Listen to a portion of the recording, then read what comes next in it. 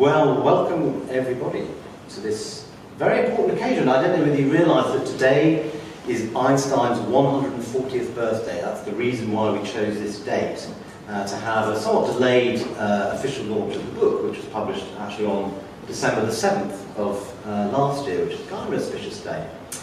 I was going to start with this quote because the reason we selected this particular building also has some significance. I'll put my glasses on. Thou wast not born for death, immortal bird. No hungry generations tread thee down. The voice I hear this passing night was heard in ancient days by emperor and clown. That is an extract from Keats' Ode to a Nightingale. John Keats was baptised in that church right next door to us. Those words, I mean, you can make of them what you will, but to me, there's something about the eternal wonders of nature. And there is, I think, a connection with what Steve is going to talk about, which is Carl Jung's idea of the collective unconscious. So we'll just park that and come back to it.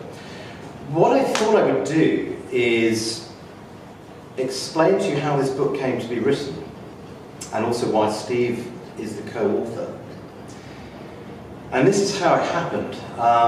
So one Sunday morning in September, I was, I guess, minding my own business, and Steve sent me a text. And the text was a comment on a quote by Malcolm Gladwell. And what Steve's text basically said, Gladwell's quote was something about how you can get everything you want in life, but including working really hard.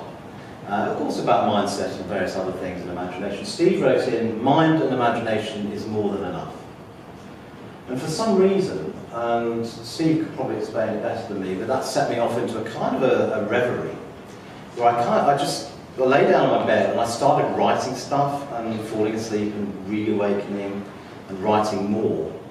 And what I wrote down is what you find in chapter 7 of this book, which I called the theory of everything. It's not the theory, I'm going to great lengths to stress, this is not the theory of everything in the sense meant by Stephen Hawking and Einstein when they're thinking of trying to unify all the different electromagnetic wave theory, relativity, and quantum theory. It's not that. But it is a theory of everything in the sense of how man fits into the universe, is what I wrote down. Now, when I say I wrote this down, I was in a kind of reverie, I would also say it did not come from inside me, it was coming from somewhere outside. That's the only way I can describe it. And Steve is better at explaining this kind of stuff than I am. But it did feel like a connection with something much bigger than me. And it's just my experience of what happened that day. What does the book say, or what does this thing of theory of everything say? It's actually, I've termed it as 3 hypotheses, and I guess I should just read them out to you a little bit, but at the core of it, and I'll go through them each, but actually the real core of it is layering on Einstein's theory of relativity with Carl Jung's concept of the collective unconscious, which may seem a bit strange. But let's put it like this. Well, first of all, Einstein's idea that time is relative is very well established now. Nobody disputes the fact that time is relative in the universe. We experience time as we go about our daily lives in absolute terms. But when you think about it in terms of the universe, it isn't like that. And every scientist accepts that, and there are many things that have since Einstein wrote the special theory, have been able to prove this idea of relative time. The idea of the collective unconscious is much less accepted, certainly by scientists, I would say. I mean, just anecdotally, I mean, I've got no idea how many scientists believe or don't believe in this notion of the collective unconscious, which Steve is going to explain when I've finished speaking. But I suppose it's in the book, I do an analogy, and actually Peter sitting here, who also very helpfully proofread the book, when I was sharing some of this stuff with Peter at the time, and I was writing it, this particular, I was updating the thing actually from when I was sitting in Romania, and Peter said, well, I just do not understand this whole thing about the collective unconscious and what you actually mean when you talk about that hypothesis. So, the moment I received that email, it was another thing that straight out of the blue came from outside somewhere, Freddie Mercury. What on earth has that got to do with anything? But it's this, that Freddie Mercury, and the image was Freddie Mercury giving his concert at Wembley and you know, communicating with this great audience. And then the idea of the collective unconscious is that, you know, Freddie is not only communicating with that audience today, but every other audience has ever been on every other day he's done a concert. But also you can look at it like this, that if you are positioned at a different point in relative space-time, Freddie might be singing one song to one part of the audience and another song to another part of the audience. And I'll read through this in a moment, but having layered on Einstein's relativity with the collective unconscious, which is, you know, in some sense a timeless concept, I suppose, and you know, you can look at it different ways, but having done that layering, the conclusion is that actually inside our own minds, we actually do have, or can have, may have, parallel universes going on.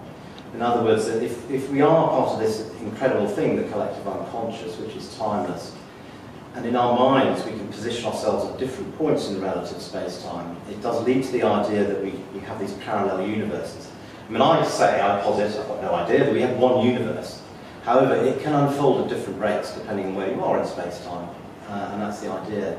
So I'll just read you a little bit actually, because I think this stuff in some way can explain why people have premonitions. It's not that they're really seeing into the future, it's just they're positioned at a different point in space-time. But let me just read you briefly chapter 7, which is the main thing.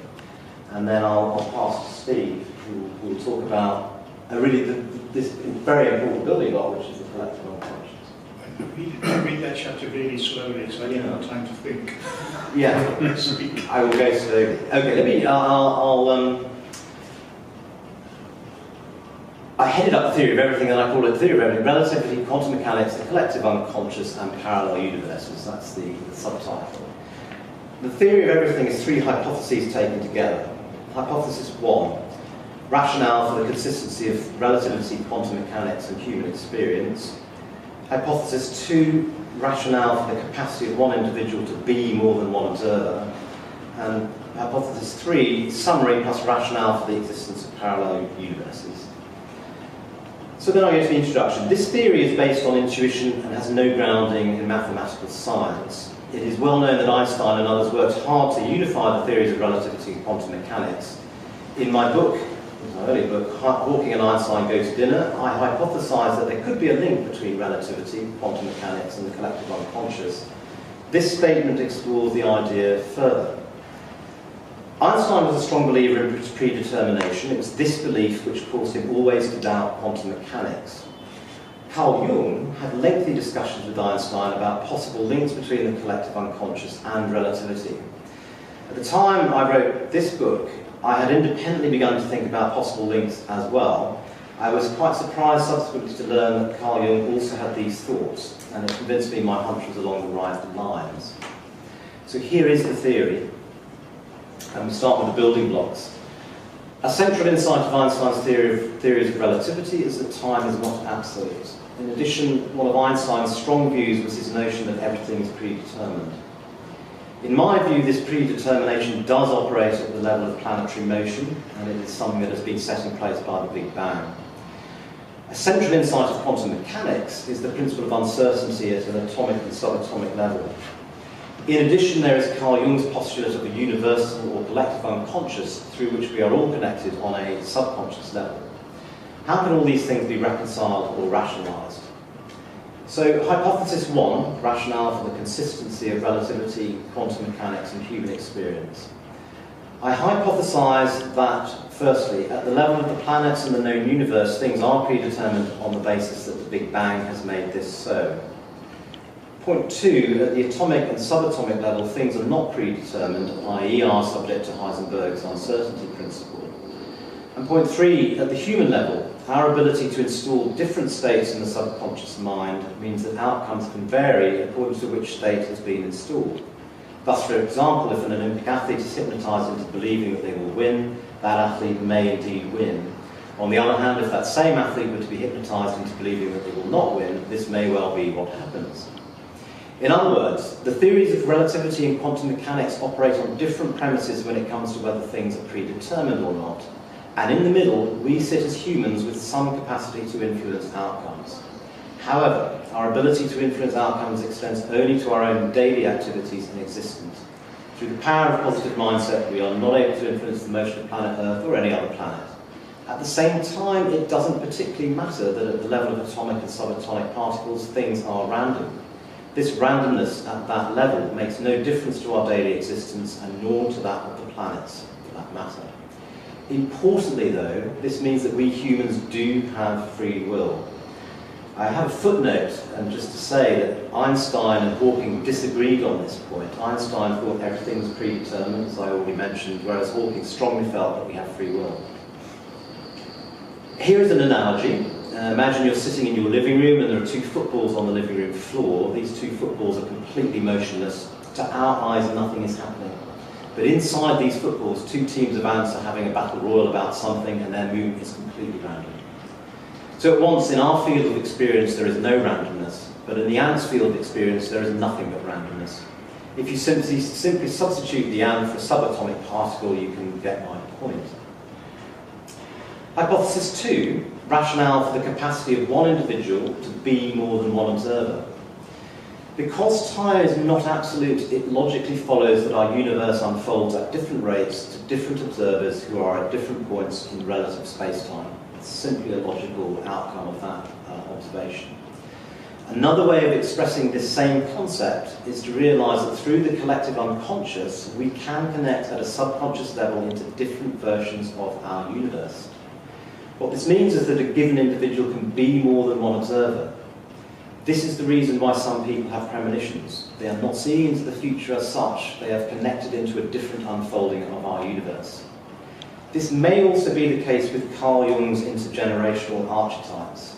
They may not always be intergenerational. Like premonitions, they may be linkages into different unfoldings of our one same universe.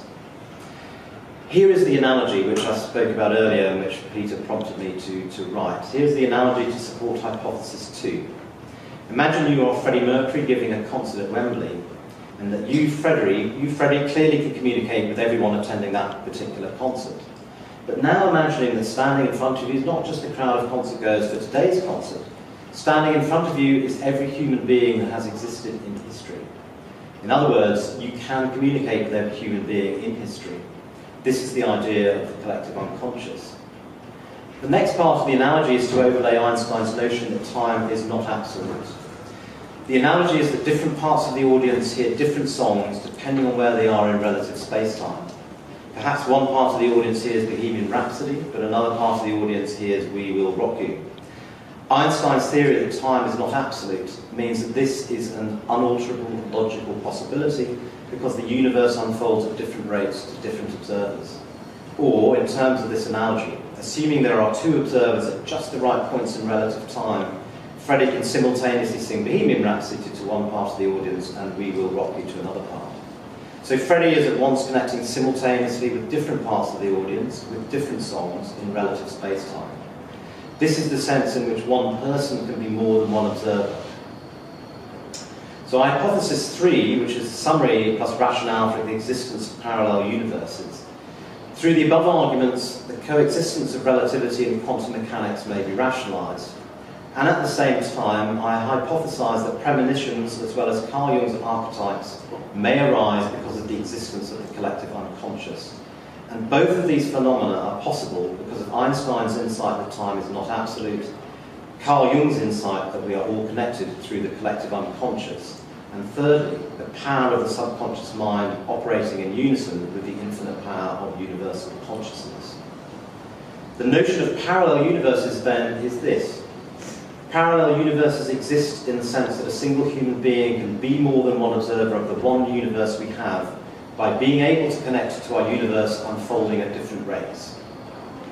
And I finished the chapter with this. This also illustrates that the human brain is the most complex and remarkable thing in the known universe. Before we let the robots take over, we should bear this in mind.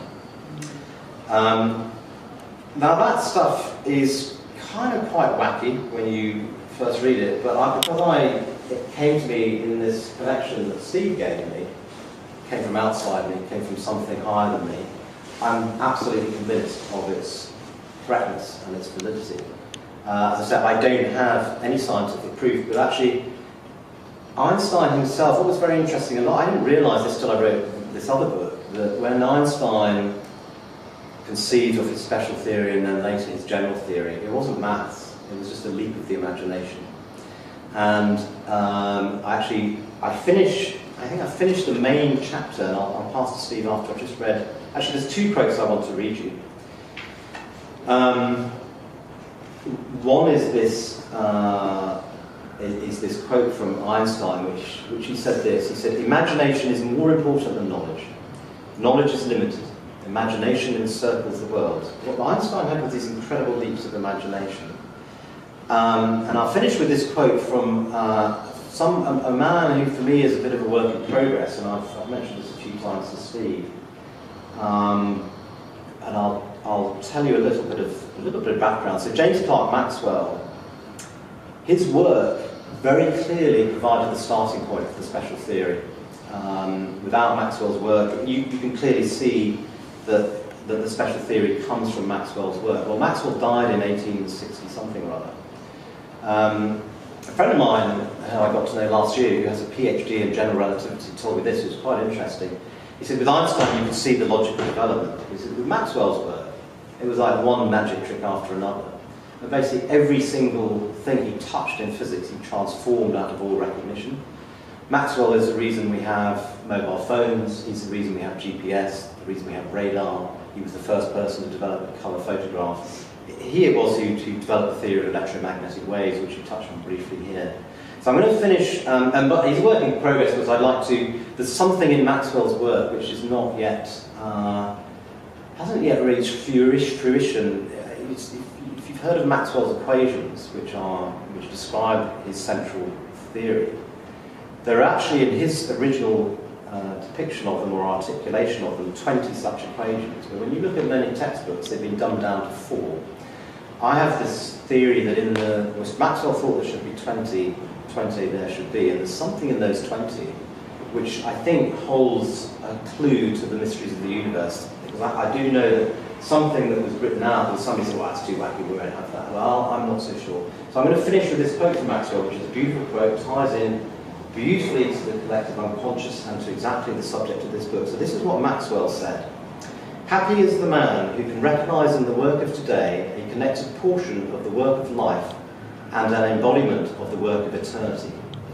The foundations of his confidence are unchangeable, for he has been made a partaker of infinity." There you go. Beautiful quote. I shall pass this on. I wish I could say thank you, Hugh.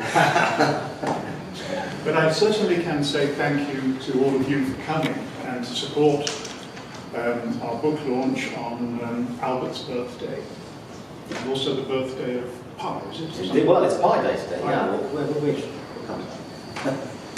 I think most of you know Hugh pretty well. You probably don't know me. Very brief introduction. I'm a medical doctor by background, although I've done quite a few other things in my life. And the last 12 years, I've been an elite performance coach. It probably sounds like quite a difference, but at medical school, I was in two minds. I didn't know whether my future lay in psychiatry or in surgery, and I chose surgery, which I enjoyed. And I often wonder what would have happened if I'd gone into psychiatry. I have no idea. But what I do know is that I'm fascinated by the way that the human mind works, and I'm particularly fascinated with elite performance, with peak performance. Because we all know, we've all done these incredible things on one day where our head was in a completely different place and everything seemed easy and we were wrapped up in another bubble. But it's tantalizing because when we try and do that another day, it doesn't seem to come. And the harder we try and get into that mindset, which is peak performance, the harder we try, the less likely we are to find it. And I became interested in the collective unconscious about 3 years ago. And when I talk to my clients, I always say, trust me, I was a doctor, I am a doctor. when you look back, you'll see that today is the day where you learned a lot that is going to build your future. Because we never learn anything when things go right. We learn the most important lessons of life when things go wrong, and we feel pretty bad, and we see a gloomy future. But if you just think of yourselves when you've been in situations like that, I bet there's a very good chance that that's positioned you for where you are now in your lives. It certainly has worked that way for me. Because the universe has this strange way of unfolding in front of us in ways that we didn't plan. And that's why I was a stickler. You know, I have an MBA as well as medical qualifications, and I've worked in the corporate sector at a high level. So it's a very big jump for me now to be talking about things like the universe moves in mysterious ways. And that I don't do planning anymore. I don't make spreadsheets anymore. Because I leave 95% of stuff to what shows up on the day. And it just seems to work a lot better like that. And I learned this kind of lesson in quite a hard way, I guess, about 3 years ago. I was giving a very high-level presentation to a group of influential people, and particularly, it shouldn't have put me under pressure, but it did, because there were 2 or 3 people in the audience who had given me a huge amount of support in my new career. And the last thing that I wanted to do was to let them down. And I was on in the afternoon, listening to the speech before, like Hugh, I was listening to Hugh. And in fact, funnily enough, you started to bring back some of those feelings that I felt that day.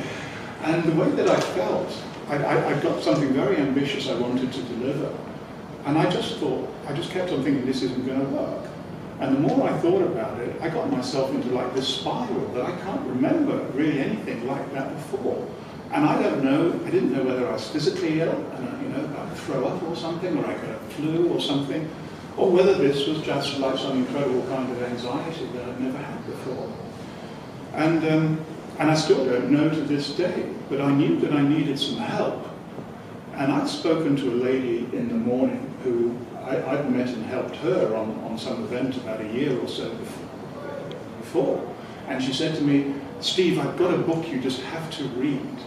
Now, in the business that I'm in, as an author and with the kind of people, self-development industry, people are always recommending books. And I really have given up pretty much reading books now because I just don't have time. Apart from this book, of course, and this book, of course. And so I listened to her politely, and she said, it's all about 3 principles. Now, I'd heard of 3 principles before, and it didn't make any sense to me then, and it didn't make any sense to me the way this lady was explaining. And but then as I was sitting here waiting to go on stage, those thoughts came back to me. And I said, well, I wonder if that might have something to do with Jung's collective unconscious, which again, I didn't know very much about at all. So I quickly Googled it, and it was like 1 paragraph. And it said, we're all connected, basically. We're not on our own. And we can draw on that wealth of experience. So without analysing it, because I didn't have time to, I embraced it. And I thought, well, okay, I can't get on that stage the way I am now. I was on the point of going to the organiser and saying, I've got to go home, I've got to lie down or something.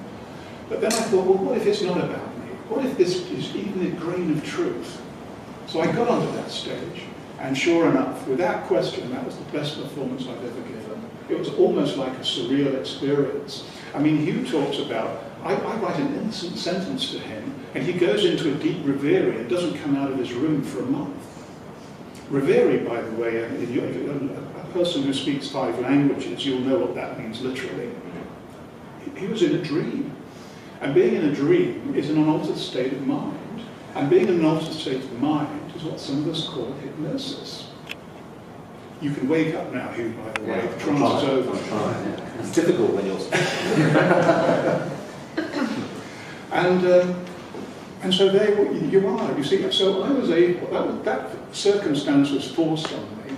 And as soon as, of course, as I got home and thought about the whole thing, and I'd spoken to a couple of my respected colleagues who know about this kind of stuff, I knew there was no going back.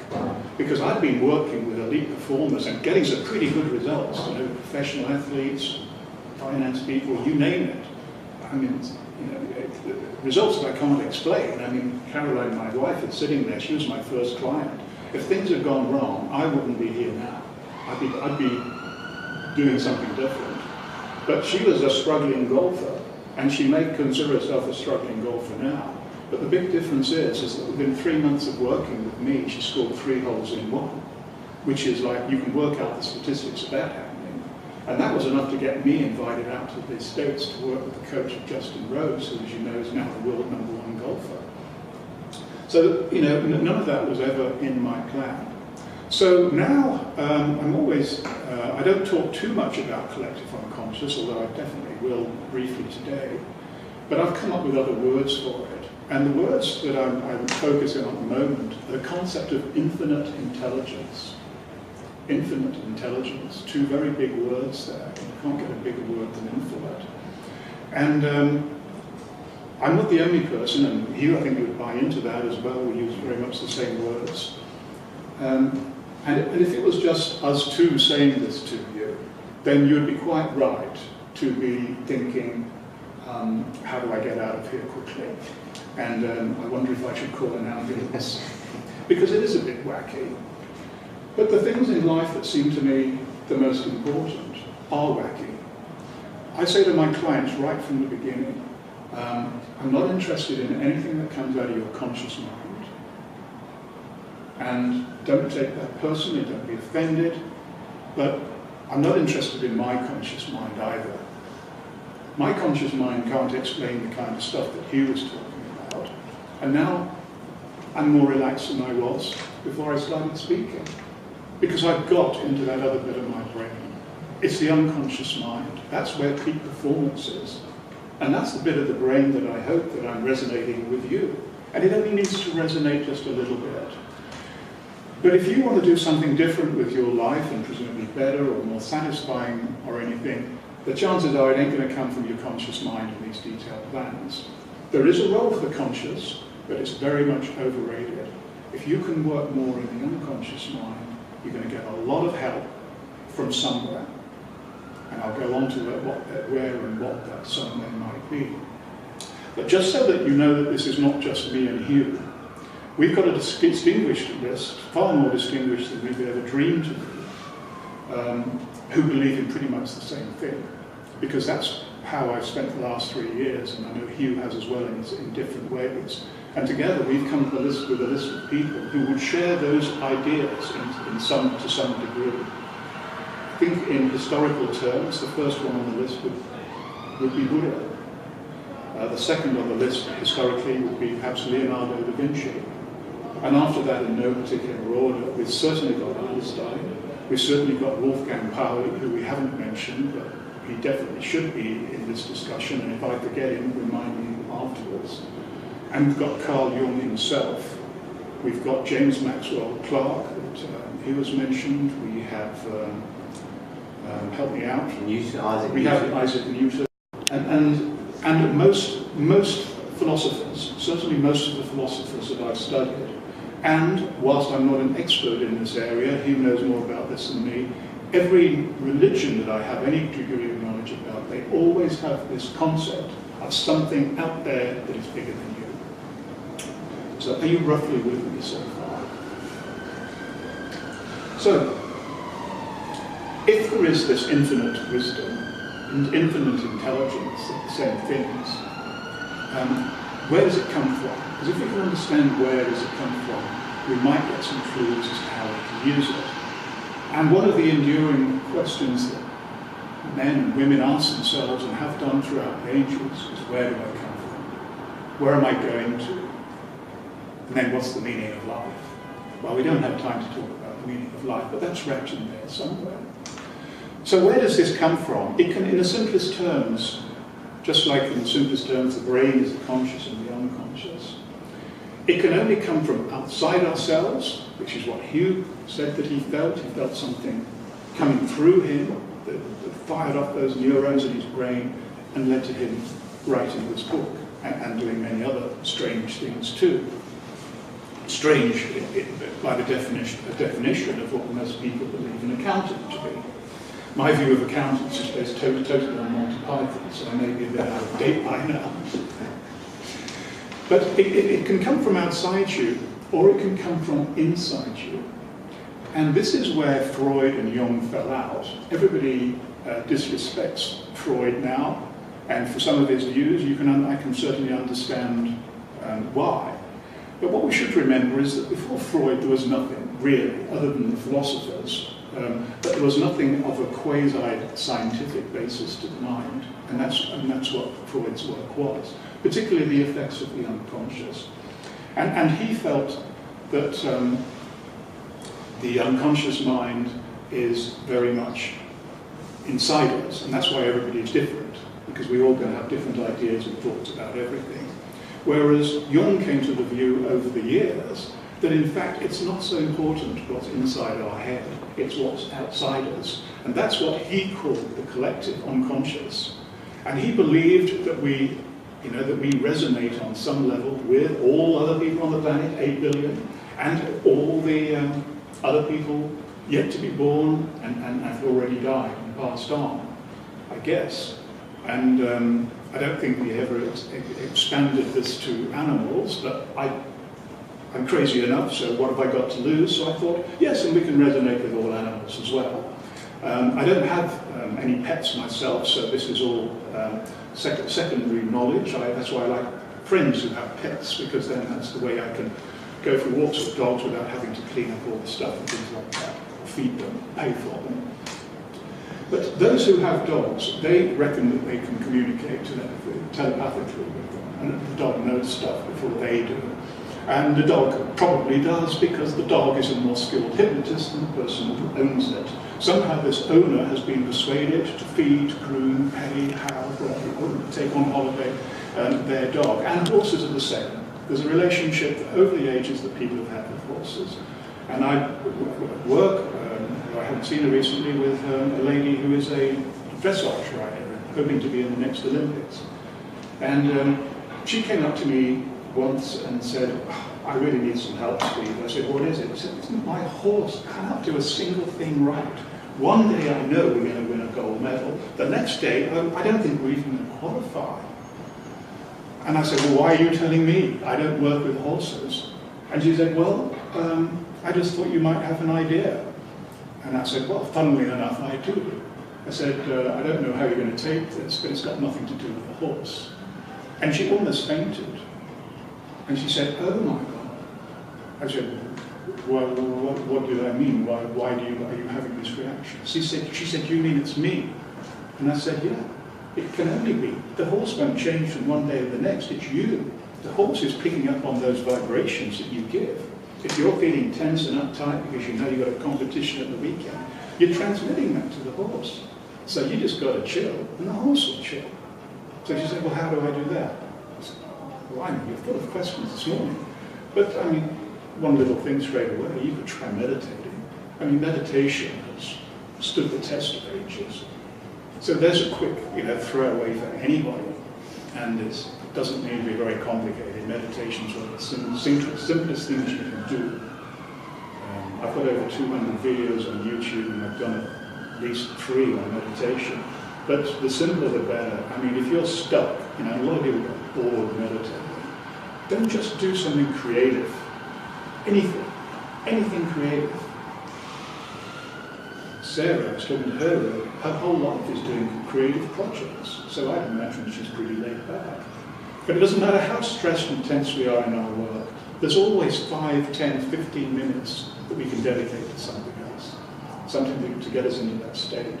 We can't live like a zombie in the zone, as the athletes call it, all day. And we don't need to. If we can just start the day in the right frame of mind with a little bit of meditation, that's going to help. So, back to the question, where does this come from? Does it come from inside or outside? I think Freud and Jung and the others, they're all right. I mean, we don't know is the true answer. But we know a lot more than we did before 1953. Because Carl Jung presented his paper on the collective unconscious less than a mile from here, Bart's Hospital, October 1936. That paper he'd been working on for 30 years. He knew this was going to create a storm, and it did. And of course, what he didn't know, we know since 1953 and the double helix, is we know about inheritance and DNA and genes. And we know a lot about instinctive behavior. And we know that, you know, birds don't go to flight school. They are pretty much born knowing how to fly. Well, almost. Their mother does have to throw them out of the tree and they'll flap. Some survive and some don't. But they know how to migrate, you know, more accurate than our GPSs. And the same with salmons and eels. I mean, as Einstein would say, look to nature. If you're looking for big questions or big answers, look to nature, because you won't find them in books. And you just might find them in your own brain, if you can connect into something that, you know, that Einstein considered something from outside. So suddenly the theory of the collective unconscious becomes more believable, because we know inheritance, and we know from animal studies that rats that have been trained how to go through a maze when their parents had died, even before the rat, and then the rat is separated, the baby is separated from the child, from the adult rat. That child rat knows how to go through the maze the first time it's introduced. So that's instinctive behaviour that it's just learnt in one generation. And there are countless examples like that. So it could be deep in the unconscious mind, where we know that's where our instincts and our emotions lie. And that's why I think it adds strength to my view that the only good stuff in life comes from the unconscious mind. And I did mention earlier that, of course, all religions have this concept, and so they definitely would think that this comes from outside, that it would come from whatever it is that they call God. And there's no question that millions, billions of people have a faith in religion that guides them, is their moral compass throughout life. And that's why people say, you know, I'm not personally religious, but people say, well, you must be anti-religion in that case. And so I'm certainly not. I'm very much for religion. I think everybody should have some kind of faith and some kind of religion. To me, it's more worrying what some people do with religion, which I don't see as being very helpful. What else can we do? Well, any gateway to the unconscious mind. Before I say that, let's just say, I've already mentioned the conscious mind is not going to help you. That is what I call ego is no ego. If we try and solve problems in our conscious mind, particularly those of a deep complexity, we're never going to get the best answers. And in fact, what the ego will do, because the unconscious mind is very small compared to what lies underneath, the ego will stop. Because of its insistent shrieking, it will stop those intuitions that come from deep within. Intuition's a word that Hugh and I use a lot. Some of my most successful work was with professional poker players. I worked with some of the best players in the world, never planned to, never advertised to, it happened. And we talk a lot about intuition. And that's what makes them the best players in the world. Poker players have got great mathematical brains. They're brilliant at statistics and calculating the odds in all situations. But they know that will only get them so far. They get to a level where they will say, I knew exactly what cards that other person had. I knew it with certainty. And I'd say, how did you know? I can't tell you. I just know. And it's the same thing with other peak performers. I've worked with golfers on the European Tour. Whenever they have a great round of golf, I want to get to them as soon as I can, before anybody else gets to them. And my question is always pretty much the same. What did you do different today? And the response is always pretty much the same. They look vague. I don't know. What? You must know.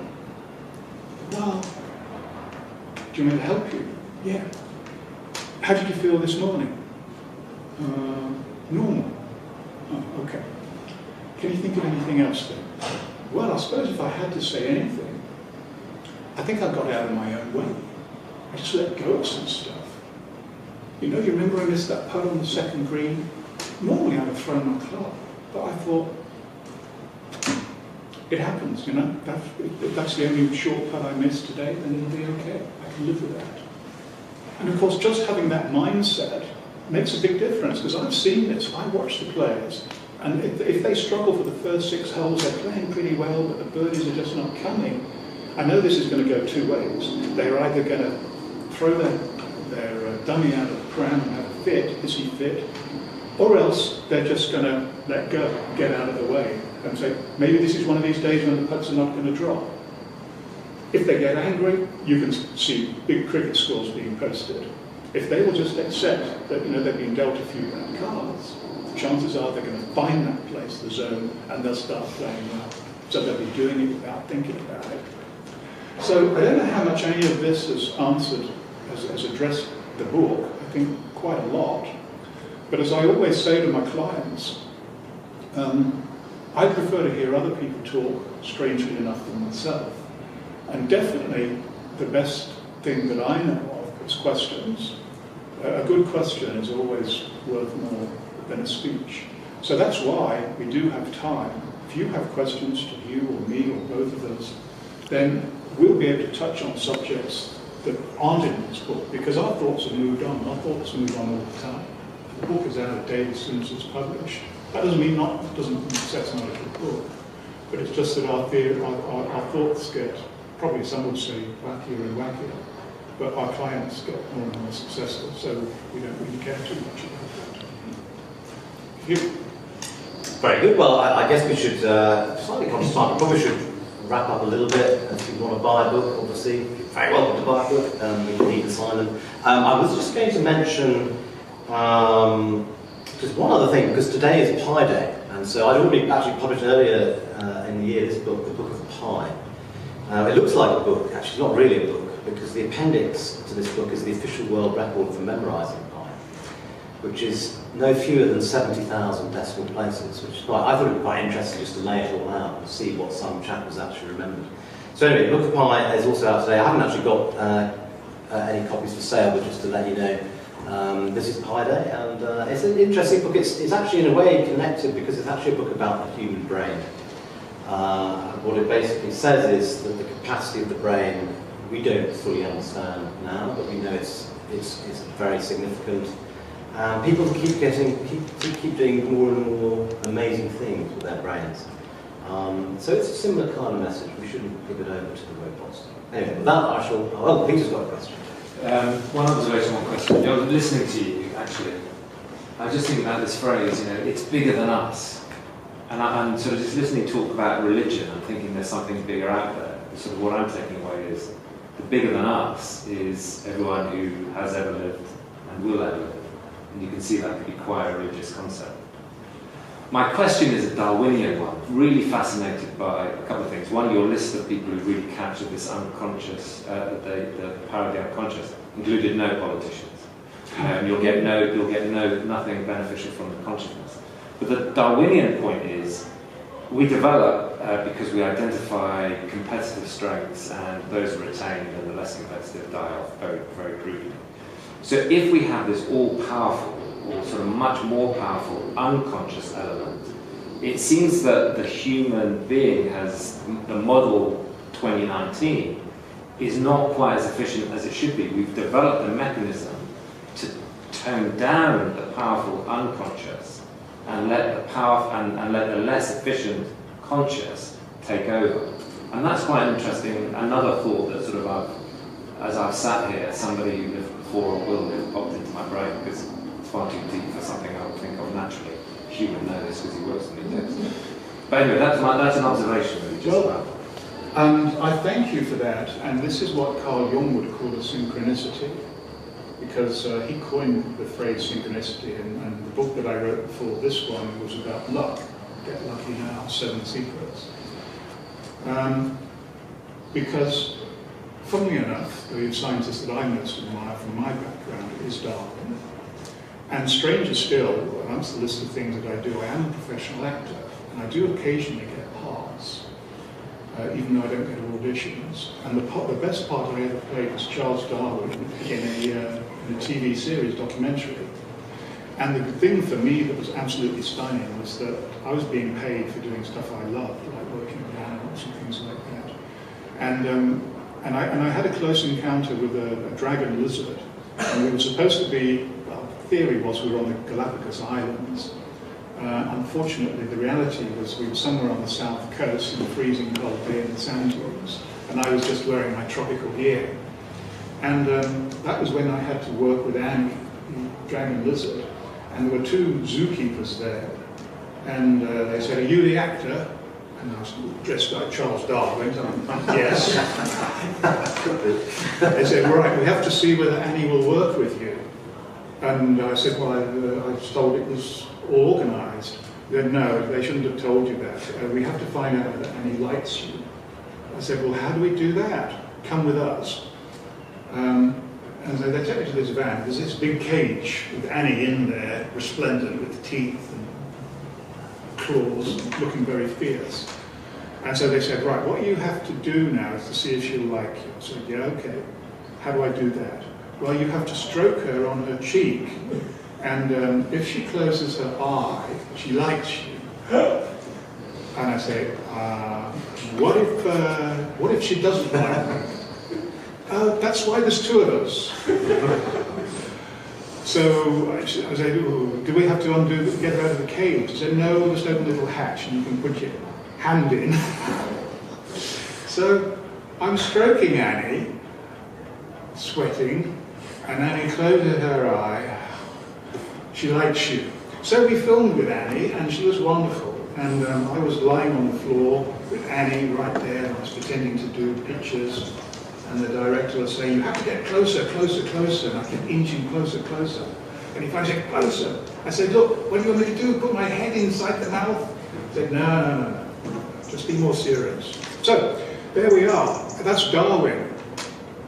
Sorry for that. And your question it was a very good one, because we are bypassing the laws of evolution by our modern society focusing on the conscious mind.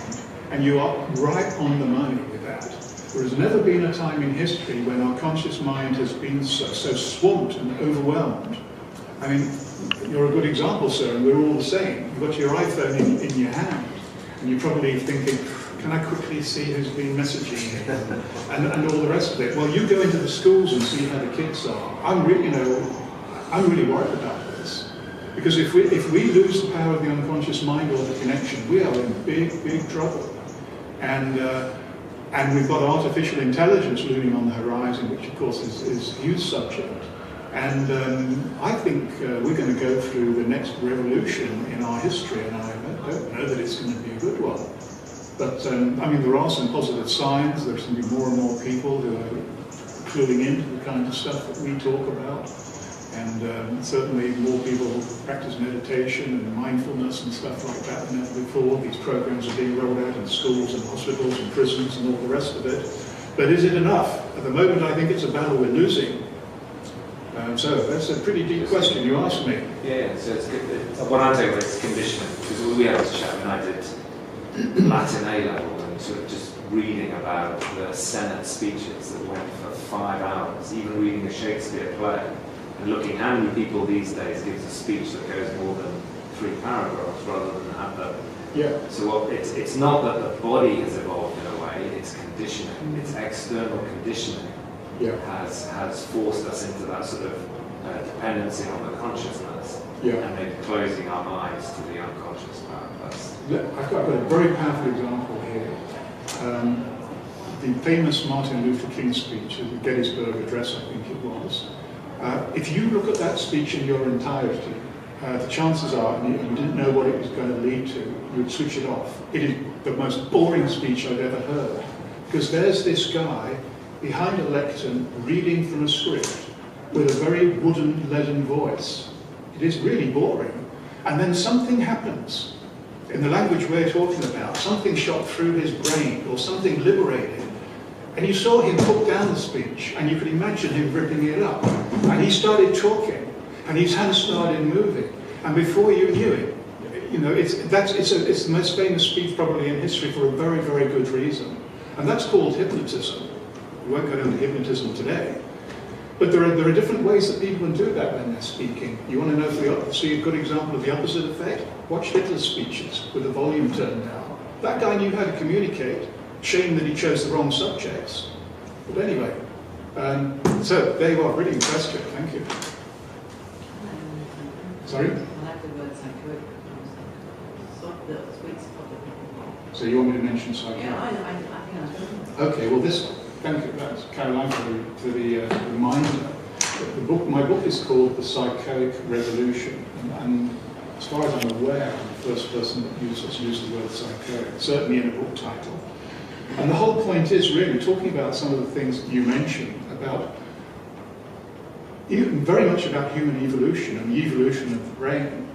And what came to me as a huge surprise, the last skill that we learned was the power of talk.